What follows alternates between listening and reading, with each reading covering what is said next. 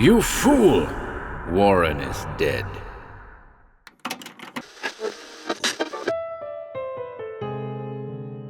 Welcome to HorrorBabble. I'm back today with a story by the author of Dr. Satan, Paul Ernst, Dread Exile. The story first appeared in the June 1932 edition of Strange Tales of Mystery and Terror. Who was the grotesque stranger? A maniac or the teller of an incredible truth? I hope you enjoy this one.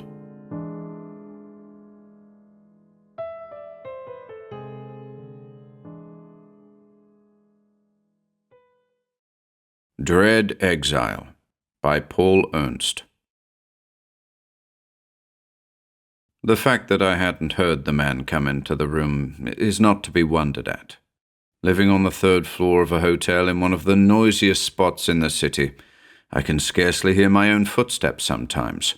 Besides, I was tired out from a strenuous day, and I may have dozed for a few moments over my book. Nevertheless, it was with a start that I suddenly looked up to find I had a visitor, and such a visitor. Before me, standing in the gloom just outside the circle of light cast by my reading lamp, was one of the tallest men I had ever seen, and one of the thinnest. Like a human tent pole he stood there, with a voluminous topcoat billowing loosely over his thin frame in a tent-like way that completed the simile. The fact that he should wear a coat was in itself remarkable, for it was a roasting hot summer night. Why a man should bundle himself up as this one did was certainly beyond my comprehension. The collar of the coat was drawn up, and the brim of his black felt hat was pulled down, so that all I could see of his face were his eyes, gleaming like live coals. The coat swelled hugely over his chest, as though a bundle was concealed under his coat, and this protrusion gave him the appearance of a grotesque, stoop-shouldered pouter pigeon. "Hello," I exclaimed. "How did you get in here?" A silly question. Obviously he had walked in. On hot nights I often leave my door on the latch, and he could have done so easily. But I was taken so unawares, so oddly disturbed by something about the look of him, that I could speak only nonsense. He said nothing, but just stared at me with his gleaming eyes. "I didn't hear you come in," I went on. Still he made no reply, merely gazing at me out of those piercing eyes and standing before me in the gloom, this stoop-shouldered pouter-pigeon of a man. I wondered what was in the big bundle concealed over his chest. "What do you want?" I demanded then, annoyed at his crazy silence and disquieted by his eyes. In my work as a reporter, I've had to do several times with people mentally unbalanced, and I didn't half like the glints in those unblinking eyes. "What do you want?" I repeated. Now, at last, he spoke. "I want to tell you a story," he said. His voice was most peculiar. He treated the English in a way unfamiliar to me, not as a foreigner would, with a broad accent, but as a man might who had seldom spoken at all in any language. His voice was thick and creaky, and his tongue formed syllables as though it had been made of wood. A dumb man, who had but recently learned to talk, might have spoken as this man did. At his peculiar answer, my annoyance and disquiet increased. At 2:00 in the morning, a man you've never seen before in your life comes into your room, and at your repeated demands as to what he wants, says he wants to tell you a story. The fellow moved closer, and I noticed that he was unsteady on his long legs. I saw that he was frightfully emaciated from some illness. It couldn't have been from starvation, for the excellence of his topcoat indicated a well-lined purse. And then I saw his hands. Long, thin, with talon-like fingers, they were more closely covered with hair than any human hands I'd ever seen before. And the hair was peculiar. It was fine, close-set, more like fur than hair. He saw me gazing at them, and abruptly thrust them into the pockets of his coat. "This is to be a long story," he said, in that curious muffled voice of his, May I sit down? He moved uncertainly toward a chair. Certainly, sit down, I replied.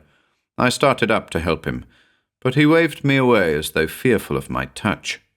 He seated himself, sighed deeply, and began. I want to tell you this story because you're a writer and may be able to get it before the public eye. Publicity, it is the only way I can think of to have justice done.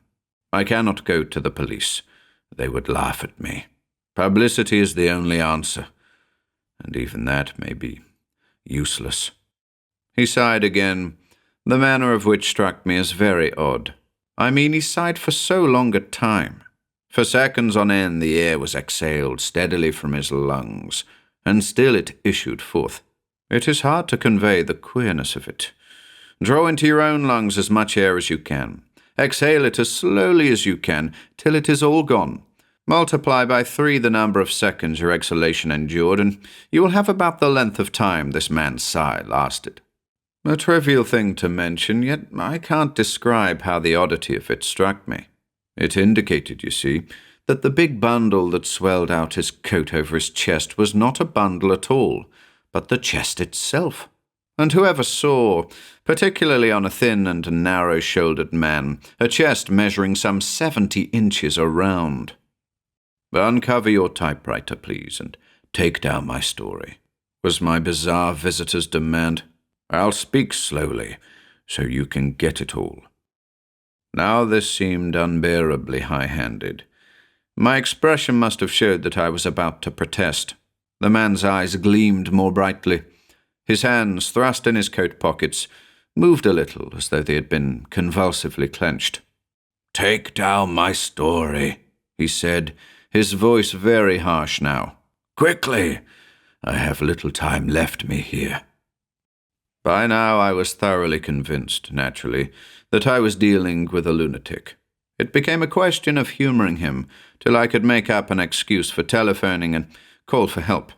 I moved to the card table on which my typewriter was resting and sat down before it.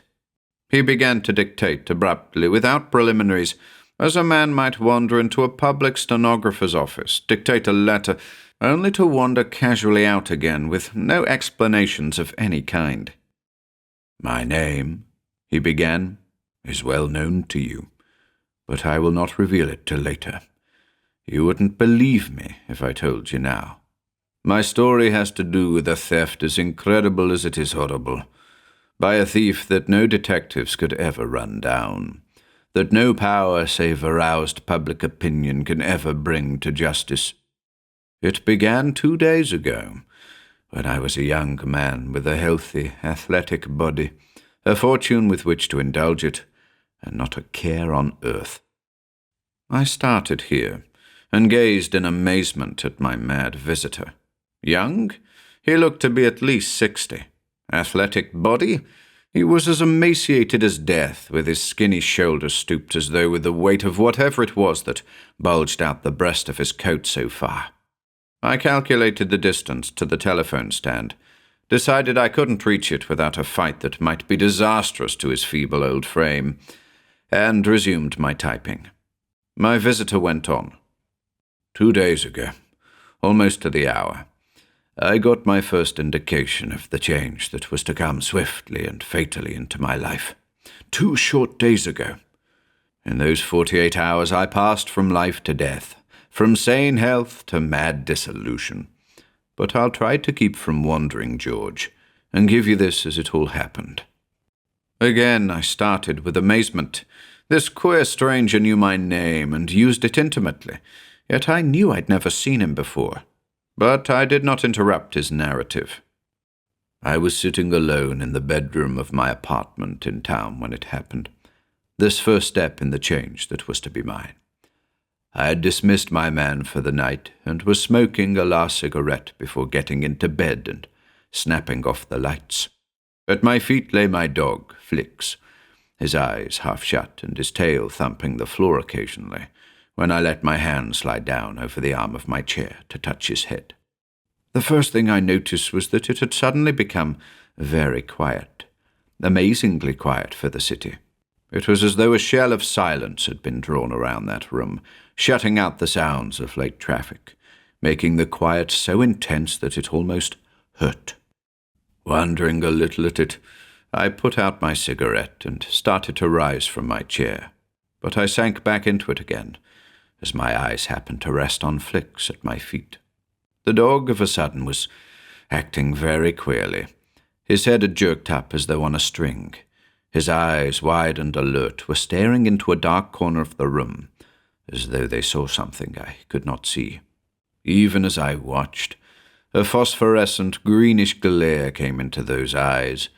His lips twitched back from his fangs, and a low growl sounded deep in his throat. Slowly he got up and stood, trembling slightly, while his eyes continued to probe the darkened corner. Perplexedly, I too stared at the corner. There was absolutely nothing to be seen. It was only dimly lit by the reading light above my head, but it was illuminated enough to show there was nothing there. Nothing. "What's up, Flix?" I murmured, patting the dog's head. To my astonishment, he moved away from my hand as though not recognizing its touch, and growled louder as he shrank back from the empty corner. There were minute whitish flecks on his jaws now.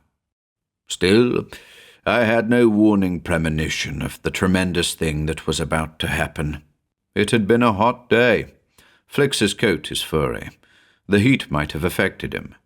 Vowing to clip him next morning, I got up and opened the bedroom door and ordered him out of the room. The corridor was cooler anyway, and out there he wouldn't disturb my sleep by snarling feverishly at imaginary burglars all night. He slunk out, and I got into bed. For one more moment I gazed at the corner that had held Flix's attention. In that moment a distinct feeling of uneasiness, of ill-being came over me. But I ignored it and turned out the lights. However, sleep would not come. Wakefully I tossed and watched the sinking moon send its slanting rays more and more levelly in through my window. The feeling of disquiet grew within me till, for no reason whatever that I could think of, I was in the grip of actual horror. I was, I admit, in the unreasoning frame of mind where a man can see and hear anything. Had I never again seen and heard what happened a moment later, I'd have gone to my death thinking it was only the product of imagination. My eyes had continually strayed to that corner, now sunk in blackness, unpenetrated by the moonlight. And now it seemed they rested on other eyes, a pair of eyes that peered from the gloom about 6 feet from the floor, where the eyes of a tall man might be, if, of course, there had been a man there. Increasingly apparent the eyes became. Now I could see them clearly enough to read their expression, or it seemed I could, and the expression was one blended of desperation and invincible purpose. Furthermore, the eyes were red. Red eyes. I don't mean they were bloodshot. The whites were clear rings around the pupils. The pupils themselves were red. Red as fire. Red as crimson glass beads.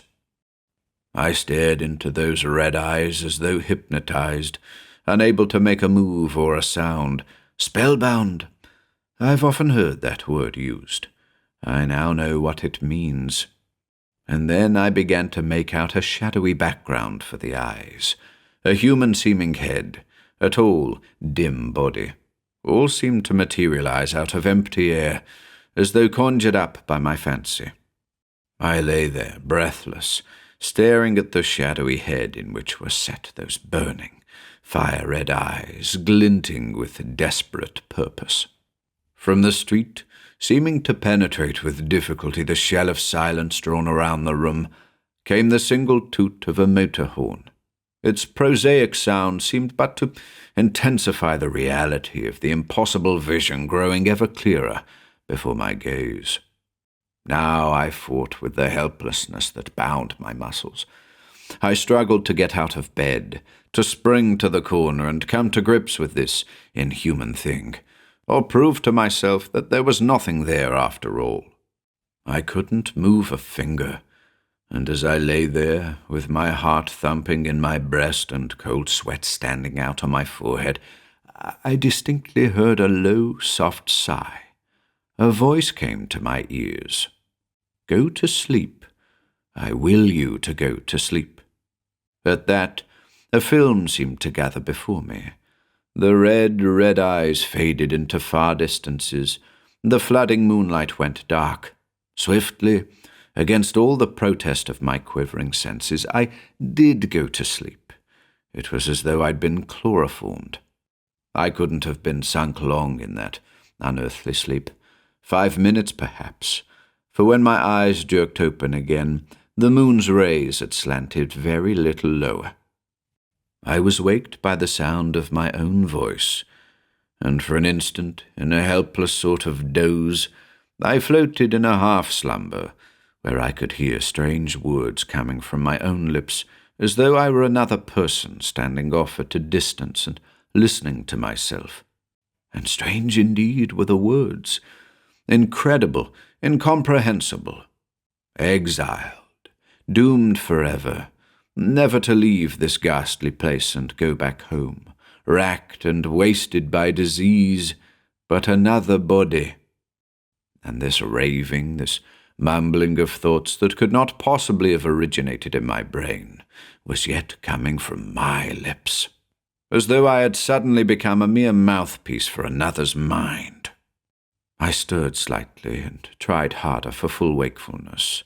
Slowly it came, as the chains of my nightmare were broken.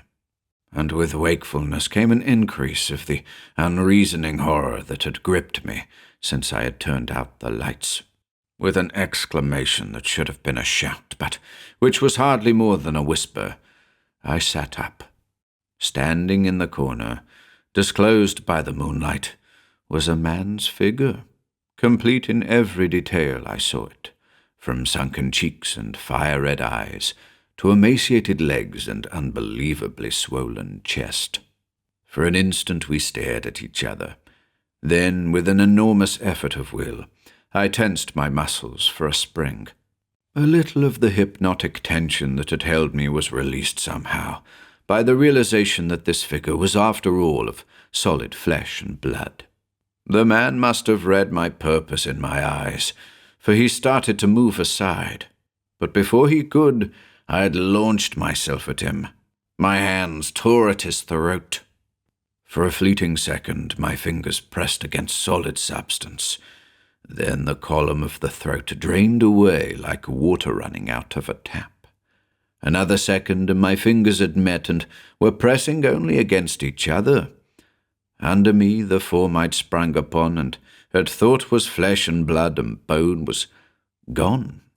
I collapsed against the chair, utterly alone in the room. Shuddering, with my eyes starting from my head, I stared around me. There was nothing to be seen. Nothing. Yet I had clearly seen that figure in the chair, had felt it for a moment. I thought I heard a footstep outside the door, and the next instant I heard Flick's howl in the hall, as if the dog had seen something pass out through the wood panels of the door. Then there was silence. The silence was now a normal one, broken frequently by the night noises of the city. The queer shell of quiet that had seemed to surround the place was lifted, reassured a little by the familiar discords that told of people living and moving all around me. I got back into bed. But I didn't go to sleep. I couldn't. Instinct told me surely that I had narrowly escaped something awful and final. What could it be? What kind of thing was it that had sat in that chair, staring at my sleeping form with its flame-red eyes? What kind of creature could appear and disappear at will and pass through solid wood doors? Something weird and supernatural, something inexplicable to the mind of man, had kept vigil over me in my room. That was all I knew. Wide-eyed and wakeful, I waited for day to come, and for the honest sunlight to relieve me of the freezing fear that still clutched me. In the morning I did feel better. I had managed to compose myself a little during the slow hours of dawn. I was beginning to be convinced somewhat when I told myself the fears of the night had been entirely ungrounded and due to nightmare-induced superstition. I had imagined a spectral figure and had been childishly horrified by it. That was all. Tall men with red eyes don't really appear and then disappear under one's very fingers into thin air. Flicks had growled at nothing, and on that flimsy foundation I'd built the things I'd thought to see and hear during the night. After my morning shower, I stepped to the mirror and inspected myself critically. It was reassuring to look at my square-jawed, tanned face and the muscular, tanned body under it. They were so palpably the face and body of a man who ought to have a well-balanced mind, who should certainly know better than to let himself see things during the night. I dressed and went to the breakfast table, feeling more and more foolish about the nocturnal absurdity I'd indulged in. And there, just as I was succeeding in dismissing all thought of the vision of the night, something occurred that started again the cold sweat that had drenched me during the black hours. My servant, the man of all work who went with me everywhere, held out a hat. It was a black felt hat with a down-drooping brim, like no hat I'd ever worn. "Whoever visited you last night after I was gone, sir," he said, "went off without his hat. Shall I call and return it, or shall I just—" He stopped there and stared with open mouth at my face. I have no doubt my face was arresting enough. I could feel it go chalk white as I gazed at that hat, and I braced myself with my hands on the table as the room began to revolve crazily around me. "Just keep it, Saunders," I managed to say at last. "Maybe the person who left it will come back for it." But after a while I got over even that shock. Indeed, after I'd thought it over, the incident looked hopeful rather than alarming.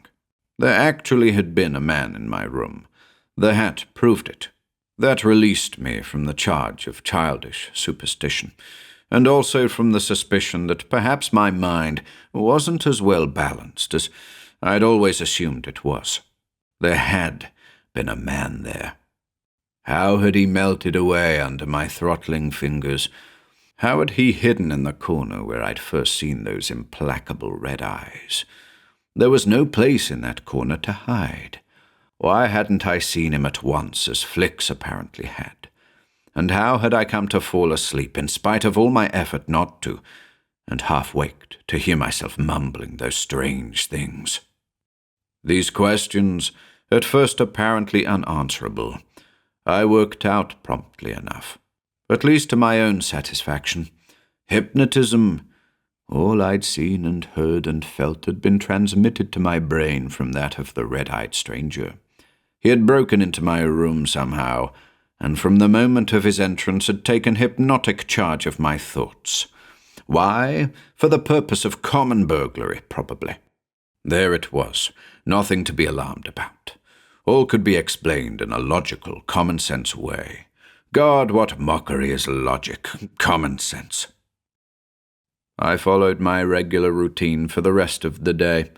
I kept a tennis engagement in the afternoon, and a dinner engagement in the evening. But I went back to my rooms early. I was thick-witted from lack of sleep, and felt that an extra long night of rest was in order. Now, on that second night, I was sure I'd be let alone. Having been convinced by the black felt hat that my visitor was solid and mortal enough, I had put him comfortably out of my thoughts. It seemed reasonable that the midnight marauder would avoid visiting the same spot 2 evenings in succession. The man with the curious eyes would know that this time I'd be prepared for him. He'd stay away, of course. So, in my ignorance of the unearthly force I was up against, I reasoned. And so, secure in my damned logic, I prepared again for bed. I had taken a few precautions, however. My man, instead of going home to his own rooms, was to sleep in my flat that night, in the dining room next door to my bedroom. My automatic, freshly oiled and loaded, was placed on a chair beside my bed. Flix, absolved like his master of seeing things, was to sleep in my bedroom. If the red-eyed trespasser was foolhardy enough to call again, he'd find a warm reception waiting for him. Hardly had I got into bed when the opening incident of the night before was repeated. Noises coming in from the open window were curiously stilled. Once again, it was as though a shell of silence had been drawn about the room. A hush descended in which the beating of my own heart seemed unbearably loud, a hush broken only at rare intervals by some unusually penetrating street noise.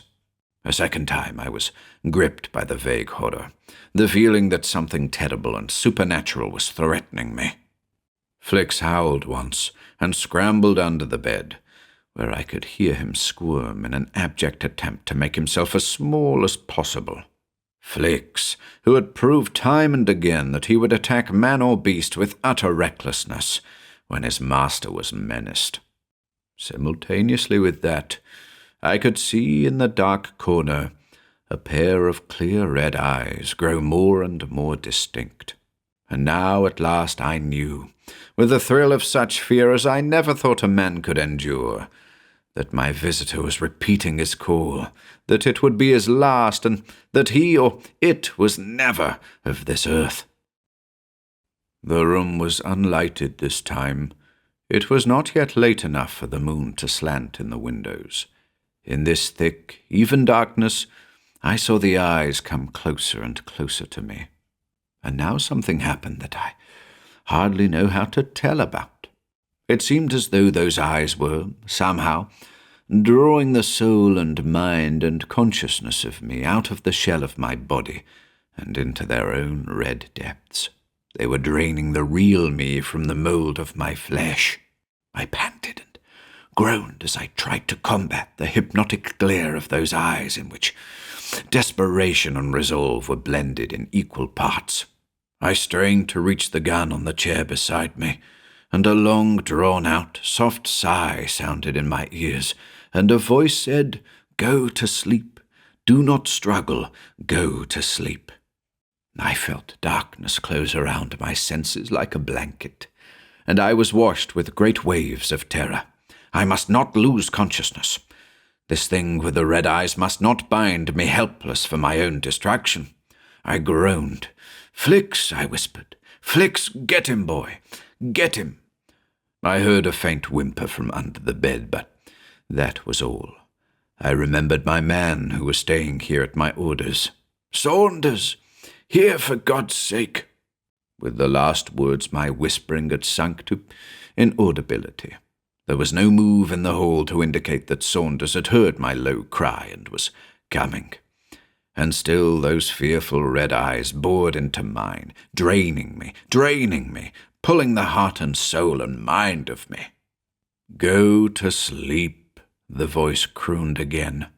"To sleep." Frantically I willed to stay awake. It was essential to the thing's plan that I lose consciousness.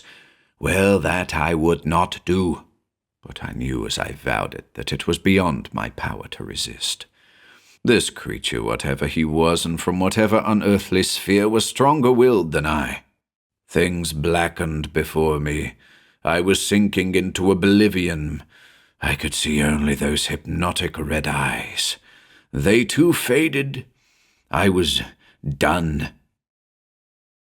When I next woke, or rather partially woke, the moon had circled the sky so that its first steep rays were crawling over the window sill. I strained to wake fully and to get my bearings. I could do neither. Swallowed in a black sea of fear, I lay in a coma while the awful, unbelievable drama played itself out. I will try to tell about it, just as it happened. I saw the red eyes again, but it seemed to me they came from the bed, my bed, from a shadowy head resting on the pillow, my pillow, from a vaguely seen, tanned and square-jawed face that was horribly, impossibly familiar to me. I glanced down, and my eyes rested on the arm of a chair. the chair in which for a fleeting second I had seen the dim, emaciated body the night before. But surely I was still in the bed. How had I got to the chair? Or was I in the chair? For a moment I stumbled in a dread shadowland where I was in two places at once, and in neither place. I can't describe it. The voice sounded in my ears that I had heard before, and the voice one moment seemed to come from the figure lying on the bed, and the next from the chair. And when it came from the chair, I was in the bed, and when it— oh, God! The voice rambled along, not as though addressing me, but as if speaking aloud the thoughts of the mind that ruled it. I am taking his body. In another moment the transfer will be complete. I shall have escaped death, the terrors that infest this globe, the crude perils, the bestial men and raw, untamed elements, above all the awful diseases. Exiled, I shall never get back to the lovely globe called by those brute people Mars. My own body, evolved to exist in its thinner air, is about to die of their hideous diseases. My new body, evolved for Earth's atmosphere, will never let me go back. The puny, insufficient lungs in this small chest. I am an exile for all of time, doomed to live here, in one body or another, till I tire of it and allow my spirit to die with whatever form encases it. At the moment, was it for this I went exploring on the wings of thought? These were the words I heard in that low, strange voice, and toward the end of the fantastic soliloquy, I noticed something that sent my senses reeling and plunged me once more into unconsciousness. The voice, shifting less and less often from the form on the bed to the form in the chair, at last was coming continually from the bed, and the voice was now my own voice, and I who heard it was sitting definitely in the chair. That was the last thing I knew for an unguessable length of time. My next awakening was slower, more complete and normal. But if the awakening was normal, the surroundings, the conditions I woke to find myself in, were not. They were unbelievable, impossible, terrible. My first sensation was that I was cold, frightfully cold. Yet somehow I did not suffer. I could feel under me a frigid, smooth slab of something. It felt like marble to the touch of my limp hands. I could dimly hear a constant dripping of water. A grim odor came to me, a mixture of chemicals and death. If death were a flower, and a perfume were distilled from that flower, it would be somewhat like the ghastly aroma that came to my nostrils then. I tried to move, and could not. I tried to speak, and felt my lips stiff and cold as ice.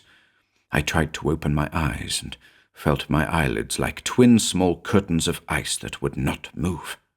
Then I sensed a figure bending over my prone body.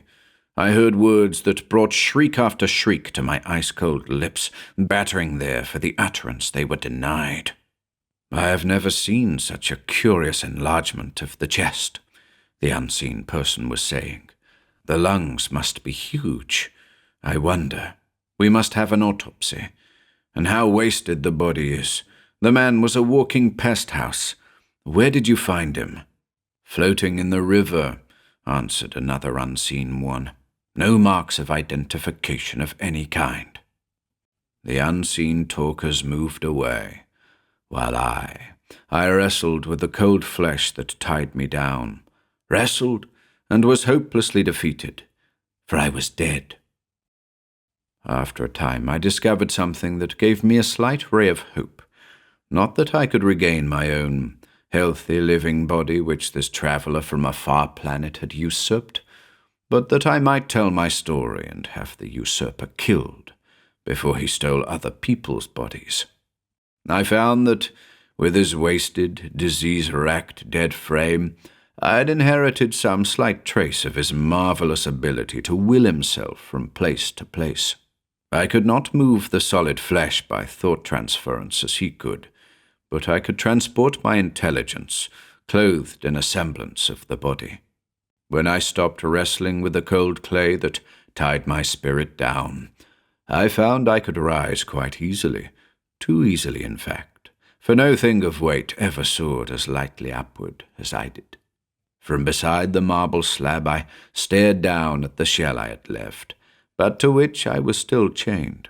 I saw, line for line, the body of the monster that had robbed me of life and flesh, the tall, emaciated form, the long, thin hands, covered with fine, mouse-coloured fur, the sunken cheeks, the enormous chest, twice as big as that of any average mortal.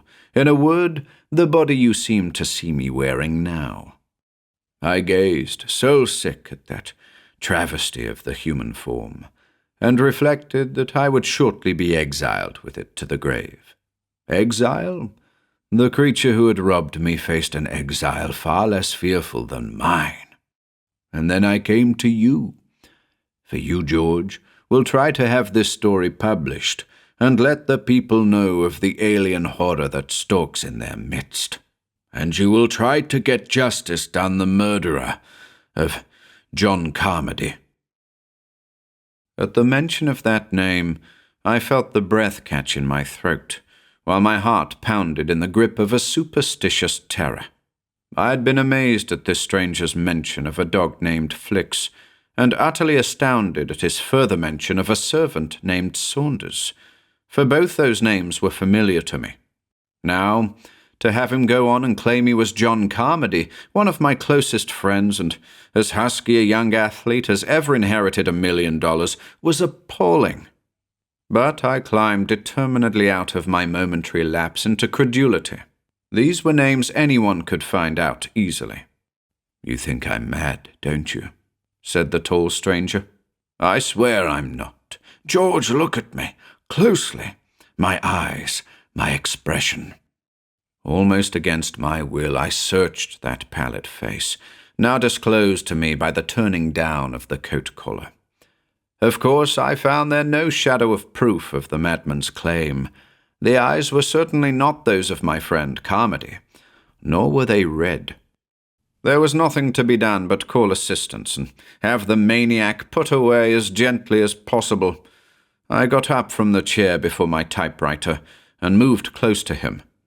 "I've taken down your story," I told him soothingly.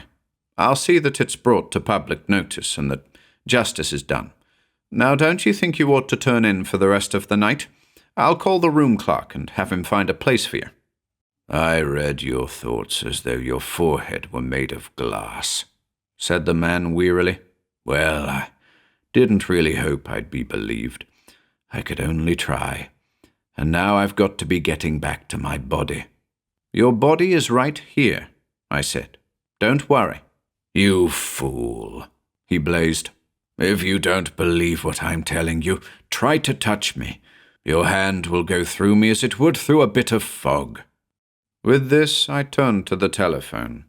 Regardless of the risk to his feeble body, it was time to end this farce.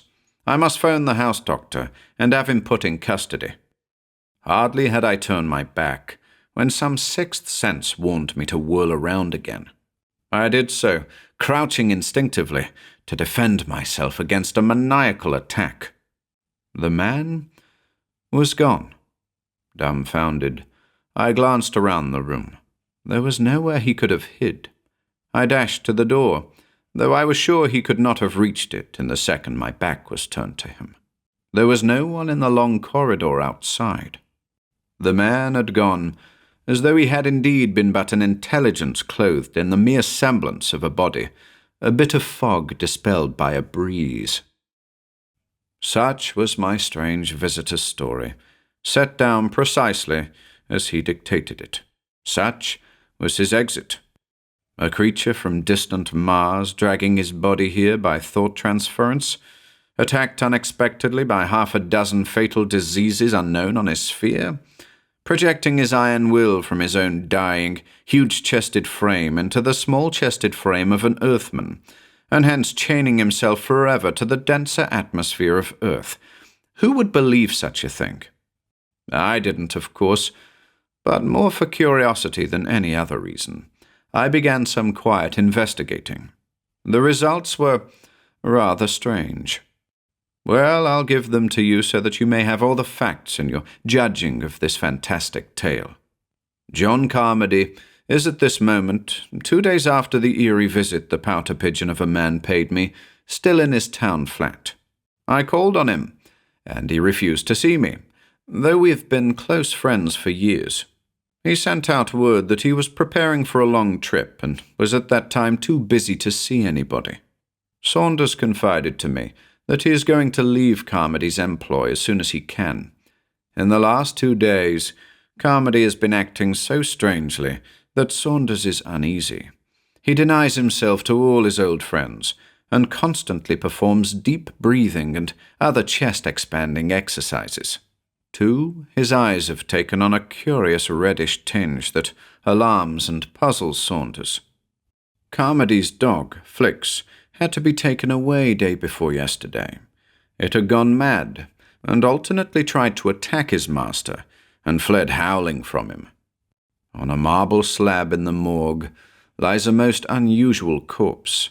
It is the body of a very tall man, incredibly emaciated, with fine furry hair on the backs of the hands, and with a malformation of the chest that makes it look like the remains of an enormous pouter pigeon. In every detail, it is the twin brother of the madman who called on me 6 hours after this one's reported death.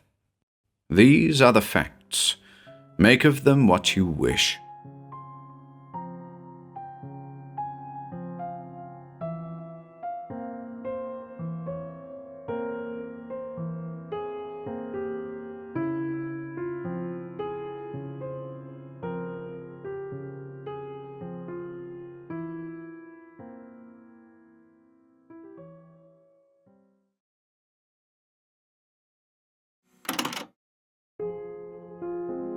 If you enjoyed listening today, be sure to subscribe to the channel by hitting the red subscribe button below. After doing so, click the bell icon next to the subscribe button to receive new content notifications. If you'd like to support our work and receive exclusive perks, consider becoming a channel member by clicking the join button below. To support us in other ways, see the video description for links to our Bandcamp and Patreon pages, our merch store over at Teespring, and further information relating to our releases on Audible, iTunes, and Spotify. And until next time,